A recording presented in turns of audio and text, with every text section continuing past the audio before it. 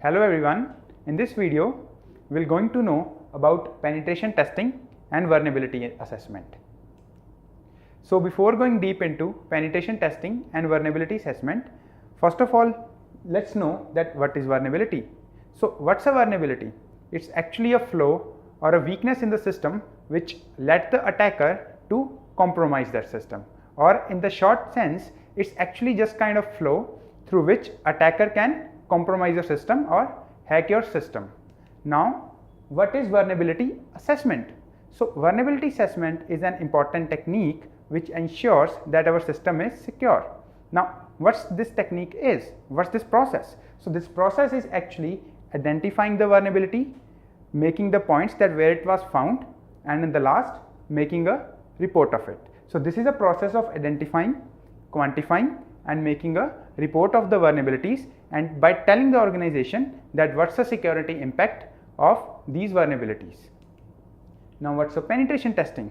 So penetration testing is an extended process of a vulnerability assessment. So as I told you that in vulnerability assessment we'll find the vulnerabilities, we'll scan the vulnerabilities, we'll measure the vulnerabilities, but in penetration testing we'll try to exploit the vulnerabilities, we'll try to get the access of the system.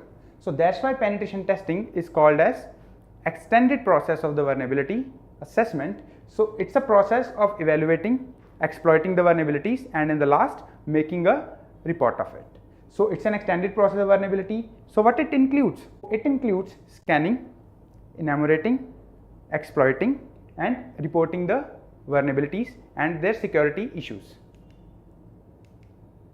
So how is this process going on? What are the steps to perform the penetration test? So the first step is scanning. So scanning includes scanning different targets, different websites, different techniques. So once we scan the open ports like open services running and their version number, we'll do vulnerability assessment. So here you came to know that vulnerability assessment is actually a part of a penetration testing. So once we perform the vulnerability assessment, then the next step is to exploit the vulnerabilities. So once we exploit the vulnerabilities, we'll make a report and we'll submit that report to an organization. So penetration testing and vulnerability assessment are actually two important techniques which ensures to any organization that their network is secure. So in every organization in their premises actually conduct penetration testing and vulnerability assessment to secure their network. So now let's have a look at the difference between penetration testing and vulnerability assessment. As I told you earlier that these two techniques are actually a part of vulnerability management process.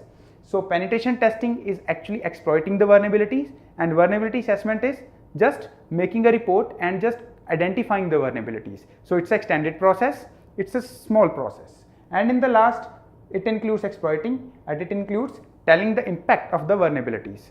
So this was all about penetration testing and vulnerability assessment.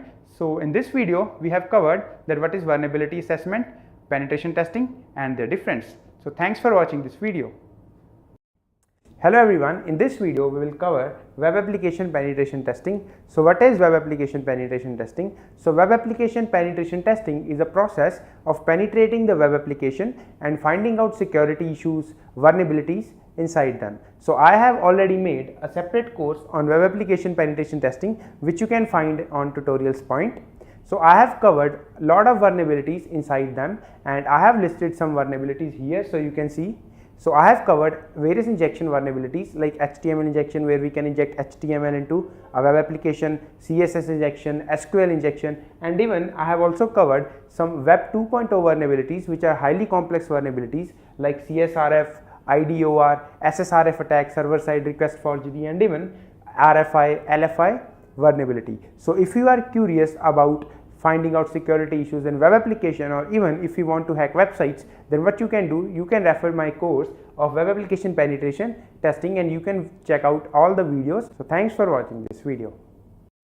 Hello everyone, in this video we'll talk about malwares, viruses and trojans. So what is malware? So most of you have heard this term malware. So a malware stands for malicious software, and it's a malicious software file or a malicious code which can disrupt the normal working of our computer. So what malwares can do? They can encrypt our data, they can delete the data, even they can corrupt our file system, or they can steal our information. So example of malwares are viruses, worms, trojans and ransomware. Now let's talk about each of them in bit more detail. So what is viruses? So viruses is just kind of a malware. So a virus replicates itself by copying itself to another file. So here you can see that a virus requires a host file or a carrier file in order to replicate. And what viruses can do? A viruses can delete the files, can corrupt the file system, and even they can change our registry settings. So here you can see that the viruses are transmitted through file downloads, infected disks, flash drives and email attachments. Now let's talk about worms. So worms are better than viruses, but before going there, let's talk about types of viruses. So there are 4-5 types of viruses. So the examples are macroviruses, which infects the MS Excel macro commands, then file infector viruses, which infects a particular file system, then rootkits, which are present inside a system and infects its own system, then overwrite viruses, boot record viruses, which infects the boot sector of the hard disk, and so more. Now let's talk about worms. So a computer worm is also kind of a malware, but there is a difference between a worm and a viruses. So the main difference between both of them is that a virus need a carrier file in order to replicate, whereas worm does not need any carrier file. A worm is smart enough to replicate, so that's why worm is called as self-replicated program. And then the worm can spread without user interaction, means there is no user interaction. The worm is smart enough to replicate and spread throughout the system. So worm also infects the other system which is present inside the same network or the same subnet. And one of the deadliest worm which has ever been noticed is Stuxnet. Now let's talk about Trojan. So Trojan is also called as computer Trojan. So Trojan is also malicious software or malicious code which is present inside a malicious software or a legitimate software which we can use in order to track a user, or even we can use Trojan in order to take access of a particular system. So you can see here that a malicious code is hidden inside a legitimate software. So the Trojan cannot replicate itself, and we can use Trojan in order to monitor our target. Now let's talk about one of the most hot topics of cybersecurity called as ransomware. So what is ransomware? So ransomware is a kind of a malware which actually infects a particular system. So once your system is infected with a ransomware, your all files and data will be encrypted. So once your all files are encrypted and your computer will be locked, then the ransomware or the malicious program will ask for the decryption key. So from where you get the decryption key? So in order to get the decryption key, you have to pay some money or the ransom to the creator of that ransomware. So 90% of the cases, the ransomware asks money in the form of cryptocurrency like bitcoins. They can ask the money in the form of Bitcoin, Litecoin, Dash currency. Why they prefer cryptocurrency? Because they want to hide their criminal identity. So here you can see that ransomware is a malicious program. So it prevents user from accessing its system, and crypto ransomwares encrypt entire hard drive. So once it's encrypt the entire hard drive or entire data, they demand for a ransom or a money.